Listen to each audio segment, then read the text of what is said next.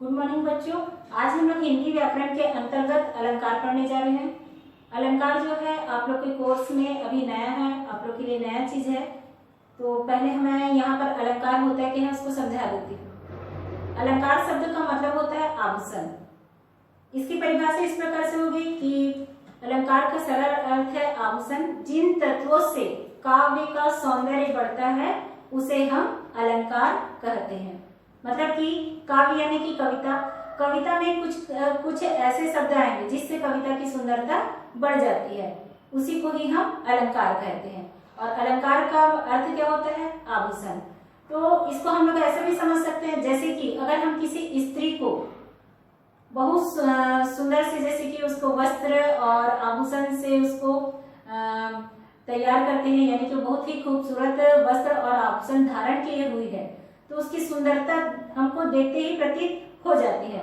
लेकिन वहीं पर अगर किसी स्त्री को हमने अगर आभूषण से रहित रखा है और फटे पुराने वस्त्र धारण की हुई है, तो उसकी सुंदरता और जो सुंदर सा वस्त्र धारण की हुई है, बहुत सारे आभूषणों को ग्रहण की हुई है, उन दोनों की सुंदरता देखने से हमको समझ में आ जाएगी कि कौन ज्यादा सुंदर प्रतीत हो रहा है। तो वैसे ही यहाँ पर अलंकार जो है वो जो है कविता की सुंदरता को बढ़ा देता है।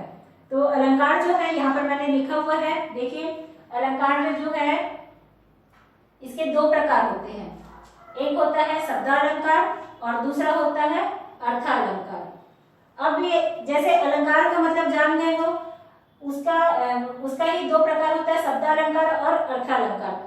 शब्दालंकार क्या होता है? यहाँ पर शब्द और अ की मात्रा यहाँ पर दिया हुआ है, तो इसको तोड़ कर अगर पढ़ेंगे तो ये हो जाएगा अलंकार। शब्द अलंकार, ये शब्द अलंकार क्या होता है? तो जैसे कि कोई भी रचना है, कोई भी रचना जब आप पढ़ते हो और उस रचना में शब्द के कारण से अगर चमत्कार उत्पन्न हो रहा है, मतलब शब्दों के कारण से अगर आपको वहां पर चमत्कार यानी कि उसकी सुंदरता प्रतीत हो रही है, तब वहां पर शब्दालंकार होता है। कोई विशेष शब्द आ रहा है और उस शब्द के कारण से उसकी सुंदरता प्रतीत हो रही है, तब वहां पर शब्दालंकार होता है। वैसे ही अर्थालंकार, हम लोग कोई भी कविता पढ़ते हैं तो उसके भाव को भी समझते हैं, कविता का अर्थ हम लोग जो पढ़ते हैं और लिखते हैं ना, तो वैसे ही यहाँ पर जैसे कि कोई भी पंक्ति दिया रहेगा, कोई भी काव्य दिया रहेगा, उसमें जब हम उसके अर्थ के द्वारा उसमें चमत्कार उत्पन्न होता है, अर्थ के द्वारा जब चमत्कार उत्पन्न होता है तो उसको हम कहते हैं अर्थालंकार। ठीक है। शब्दालंकार में क्या होता है? शब्दों के द्वारा चमत्कार उत्पन्न होता है, वहां शब्दालंकार होता है। और अर्थालंकार में जहां पर अर्थों के द्वारा, अर्थ के द्वारा चमत्कार उत्पन्न होता है, उसको अर्थालंकार कहते हैं।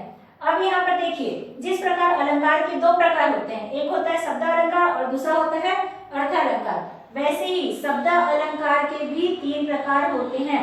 एक होता है अनुप्रास अलंकार, दूसरा यमक अलंकार और तीसरा होता है श्लेष अलंकार। ठीक है। शब्दालंकार के तीन प्रकार होते हैं, अनुप्रास, यमक और श्लेष। उसके बाद में आता है फिर से अर्थालंकार के भी यहाँ पर तीन प्रकार बताया गया है। एक होता है उपमा अलंकार, उत्प्रेक्षा अलंकार और यहाँ पर है रूपक अलंकार। ठीक है। अर्थालंकार के तीन प्रकार होते हैं, उपमा अलंकार, उत्प्रेक्षा अलंकार और रूपक अलंकार। अब हम लोग यहाँ पर जैसे कि शब्दालंकार है, तो शब्दालंकार के अंतर्गत अनुप्रास, यमक और श्लेष अलंकार आता है। तो इसकी परिभाषा और इसके उदाहरण के द्वारा इसको हम समझते हैं। तो यहाँ पर अब देखते हैं हम लोग अनुप्रास अलंकार का जो उदाहरण दिया हुआ है ना। तो सबसे पहले अलंकार, यहाँ पर अलंकार जैसे कि शब्दालंकार का मैंने आप लोग को बताया था कि शब्दालंकार के जो तीन प्रकार थे, अनुप्रास, यमक और श्लेष। तो हम लोग पहले अनुप्रास अलंकार को देखते हैं और उसकी परिभाषा पहले जान लेते हैं क्या होता है, और उसकी परिभाषा के आधार पर मैंने यहाँ पर उदाहरण कुछ लिखे हुए हैं, उसको मैं आपको समझाती हूँ। यहाँ सबसे पहले अनुप्रास अलंकार दिया हुआ है, तो अनुप्रास अलंकार का परिभाषा क्या होता है ये जानना जरूरी है। जब एक ही शब्द की आवृत्ति, मतलब एक शब्द जो होता है, एक शब्द का यहाँ पर जब एक ही वर्ण की आवृत्ति जो है बार बार होती है, आवृत्ति का मतलब जो है एक वर्ण जो है बार बार आता है, शब्द जब बनेगा तो वर्णों से मिलकर ही बनता है। तो जो शुरू के जो वर्ण होते हैं, पहला जो वर्ण होता है, उस वर्ण का जो बार बार आना, वहां पर जो है अनुप्रास अलंकार का होना बताता है, यानी कि एक ही वर्ण की आवृत्ति जब बार बार होती है तब वहां पर अनुप्रास अलंकार होता है। जैसे कि यहाँ पर उदाहरण में दिया हुआ है, चारु चंद्र की चंचल किरणें। अब यहाँ पर मैंने पहले आप लोग को यहाँ पर ये अनुप्रास अलंकार की परिभाषा में बताया था कि एक वर्ण जब बार बार आता है, तो जैसे कि यहाँ पर चारु में च वर्ण आया, चंद्र में च वर्ण आया, चंचल में च वर्ण आया, तो इस पंक्ति में आप लोग को दिख रहा है कि च वर्ण जो है बार बार आ रहा है, बार बार आना ही आवृत्ति होता है। तो ये बार बार च वर्ण की आवृत्ति हो रही है, इसी के कारण से यहाँ पर अनुप्रास अलंकार है। इसका एक अन्य उदाहरण और देखते हैं, रघुपति राघव राजा राम। अब यहाँ पर देख रहे हो जिस प्रकार से च वर्ण बार बार आया है, वैसे ही इस पंक्ति में क्या हो रहा है, र वर्ण जो है बार बार आ रहा है। रघुपति में देखो र आया, शुरू में आना है, बीच में या अंत में नहीं आना है। शुरू के जो वर्ण रहेंगे वो एक समान होने चाहिए। तो शुरू का वर्ण यहाँ पर देख रहे हो कि र यहाँ पर आया, राघव में र वर्ण आया है, राजा में र वर्ण आया है, राम में र वर्ण आया है। तो र वर्ण की आवृत्ति बार बार होने के कारण से यहाँ पर जो है अनुप्रास अलंकार है। तो यहाँ पर एक बार फिर से इसकी परिभाषा बता देती हूँ कि जब एक ही वर्ण की आवृत्ति जो है बार बार होती है तब वहां पर अनुप्रास अलंकार होता है। इसके बाद देखिए यमक अलंकार। यमक अलंकार का अब यहाँ उदाहरण मैंने दिया है, तो पहले हम लोग यमक अलंकार की परिभाषा क्या होती है उसको बता देती हूँ। जब जिस प्रकार से यहाँ पर देख रहे हो, उदाहरण देख रहे हो, कनक कनक लिखा है, तो यहाँ पर वर्ण की आवृत्ति बार बार हो रही है ना।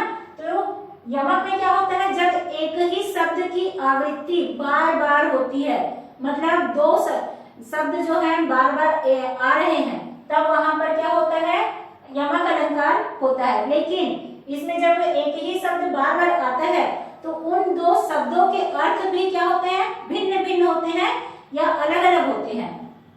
ठीक है, उन शब्दों के अर्थ जो है भिन्न भिन्न या अलग अलग होंगे, तब वहां पर क्या होगा, यमक अलंकार होगा। इसकी परिभाषा क्या होगी, मैं फिर से बता रही हूँ कि जब कोई से भी जैसे दिया रहेगा यमक अलंकार, तो उसमें क्या होगा, जब एक ही शब्द की आवृत्ति जो है बार बार होती है और प्रत्येक बार उस शब्द का अर्थ जो है अलग अलग होता है, तब वहां पर यमक अलंकार होता है। अब यहाँ पर उदाहरण में देखिए, यहाँ कनक आया है, यहाँ कनक आया है, तो अब इस कनक का मतलब और इस कनक का मतलब जो है अलग अलग है, एक ही अर्थ नहीं है। इस कनक में क्या बता रहा है, कनक कनकते 100 गुनी मादकता अधिकार। एक कनक का मतलब होता है सोना और दूसरे कनक का मतलब होता है धतूरा। तो यहाँ पर क्या कह रहा है कि अगर मान लिया जाए किसी व्यक्ति को अगर बहुत अधिक मात्रा में धन की प्राप्ति हो जाती है, सोना अर्थात धन की प्राप्ति हो जाती है, तो वह खुशी से पागल हो जाता है। यहाँ मादकता अधिकार में ना, तो वो खुशी से पागल हो जाता है। और यहाँ एक कनक का अर्थ है धतूरा। अगर किसी को धतूरा जो है अधिक मात्रा में अगर खिला दिया जाए तो वो क्या हो जाता है, मानसिक रूप से पागल हो जाता है। वह ये लिखा ना, यह खाए बौराए जग वह पाए बौराए। अगर किसी को सोने की प्राप्ति हो जाती है तो वो खुशी से पागल हो जाता है, और अगर कोई धतूरा यानी कि धतूरे को अगर उनका सेवन कर लेता है तो वह मानसिक रूप से पागल हो जाता है। इसके बाद में हम लोग देखते हैं इसका आगे का, यहाँ पर एक दूसरा उदाहरण, 3 बेर खाती थी वे, अब 3 बेर खाती है। यहाँ पर देख रहे हो 3 बेर, ये शब्द बार बार आ रहा है, यहाँ पर भी आया है 3 बेर। अब बेर मतलब 3 यानी कि ये तो दोनों जगह में संख्या हो रहा है, लेकिन बेर और यहाँ बेर का मतलब, एक बेर का मतलब फल होगा और एक बेर का मतलब बार होगा, यानी कि 3 बार जो है खा रही है करके बोल रहा है, और अब 3 बेर खाती है। एक बार क्या, पहले बार में जैसे कह रहा है कि वह 3 बार खा रही है, और दूसरे लाइन में कह रहा है कि वह 3 बेर यानी कि संख्या को बता रहा है कि 3 बेर को खा रही है। ठीक है, इसके बाद हम लोग देखते हैं श्लेष अलंकार की परिभाषा। यहाँ पर उदाहरण यहाँ मैंने लिख दिए हैं, अब मैं इसकी परिभाषा पहले बता देती हूँ ताकि आप लोग उदाहरण के द्वारा उसको और अच्छे से समझ सको। श्लेष का अर्थ होता है चिपका हुआ। ठीक है, श्लेष का अर्थ होता है चिपका हुआ। जब एक ही शब्द के अर्थ जब एक ही शब्द के कई अर्थ निकलते हैं तब वहां पर श्लेष अलंकार होता है। ठीक है, श्लेष का अर्थ होता है चिपका हुआ। जब एक ही शब्द के कई अर्थ निकलते हैं तब वहां पर श्लेष अलंकार होता है। तो उदाहरण के द्वारा इसको हम समझते हैं। यहाँ पर देखिए पहला उदाहरण दिया हुआ है, रहीमन पानी राखिए, बिन पानी सब सून, पानी गए न उबरे, मोती मानस चुन। यहाँ पर देखिए पानी शब्द जो है यहाँ पर 3 बार आया है, 3 बार इस शब्द का प्रयोग किया गया है। तो कैसे इसमें अर्थ जो है छुपा हुआ है, इसको देखते हैं। रहीम कवि क्या कह रहे हैं, अब रहीम करके आया है तो इस पंक्ति को जाहिर सी बात है कि कवि रहीम ने इसे लिखा है। तो रहीम कवि यहाँ पर कह रहे हैं, रहीमन पानी राखिए। रहीम कवि कहते हैं कि पानी को हमको सुरक्षित रखना चाहिए, पानी को संग्रह करके रखना चाहिए, उसको व्यर्थ नहीं बहाना चाहिए। यहाँ पर कह रहा है रहीमन पानी राखिए, यानी कि पानी का हमको संरक्षण करना चाहिए। बिन पानी सब सून, बिना पानी के सब कुछ सुना है, अधूरा है। पानी गए न उबरे, मोती मानस चुन। अब देखिए यहाँ पर ये दोनों पंक्ति जो है एक दूसरे से कैसे जुड़ी हुई है। मोती का यहाँ पर पानी से क्या संबंध बता रहा है, मानस का पानी से क्या संबंध बता रहा है, और चून से यहाँ पर पानी का क्या संबंध बता रहा है। मोती का संबंध किस प्रकार से बता रहा है, पानी गए ना उबरे। अगर एक बार जैसे कि पानी जैसे कि अगर चला जाता है ना, पानी चला जाता है तो क्या होगा, जीवन जो है हमारा सब नष्ट हो जाएगा। तो वैसे ही अगर मोती से पानी चला जाएगा तो क्या हो जाएगा, उसकी चमक चली जाएगी। यहाँ पर मानस यानी कि मनुष्य का पानी से क्या संबंध बताया जा रहा है। अगर मनुष्य के जीवन से पानी चला जाए, पानी अर्थात क्या बोल रहा है कि मनुष्य का अगर मान सम्मान चला जाए तो सब कुछ उसका क्या हो जाएगा, व्यर्थ हो जाएगा, क्योंकि उसके लिए उसका सम्मान ही सबसे महत्वपूर्ण होता है। तो मनुष्य का अगर सम्मान एक बार चला जाए तो उसका जीवन व्यर्थ है। उसी प्रकार चून यानी कि चूना, अगर चूना जैसे सूखा है तो उसका कोई महत्व नहीं है, लेकिन उसमें अगर पानी मिला दिया जाए तो उसका महत्व बढ़ जाता है। तो चूने यहाँ पर मोती का संबंध यहाँ पर पानी से किस प्रकार से बताया, मानस का संबंध बताया और चून का संबंध बताया।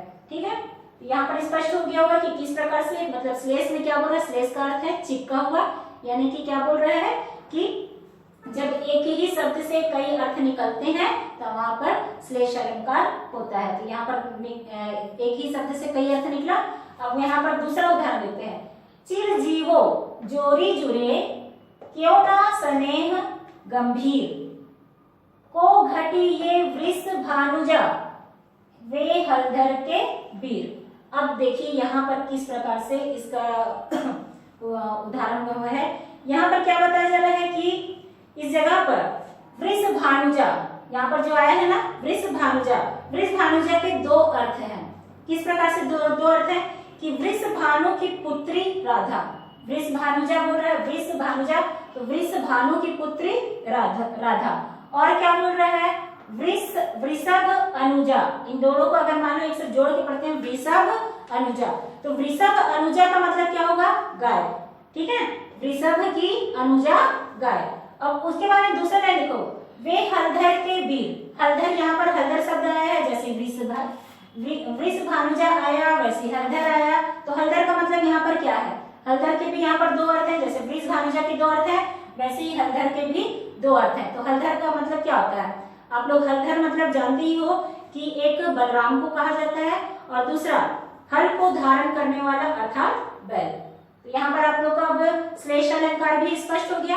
अब आगे का जो बचा हुआ है, जैसे कि हम लोग अर्थालंकार, शब्द अलंकार के इनके जो तीनों प्रकार को आज पढ़े और उदाहरण के द्वारा उसको समझे हैं। अब हम लोग आगे की क्लास में अर्थालंकार को पढ़ेंगे और समझेंगे।